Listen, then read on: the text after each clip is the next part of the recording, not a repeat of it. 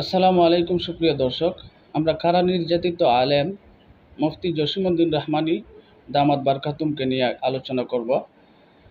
উনি প্রায় 2013 সাল থেকে জালিমের কারাগারে বন্দী রয়েছেন।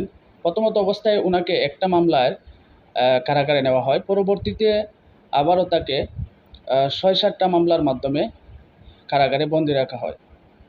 ওনার কিন্তু করুণ অবস্থা।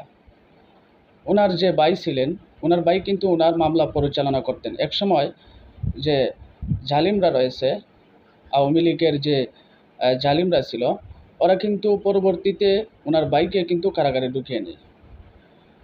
তারপর উনি কারাগারে থেকেই কিন্তু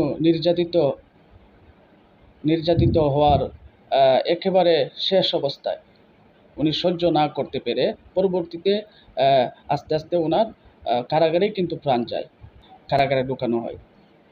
তো উনি কিন্তু বর্তমানে খুব নিঃস্বহীন। আমরা সবার অ্যাকাউন্ট থেকে, সবার টাইমলাইন থেকে আমরা পোস্ট করব যেন মাওলানা জসিমউদ্দিন রহমানী দামাত বারকাতুমকে দ্রুত মুক্তি দেওয়া হয়।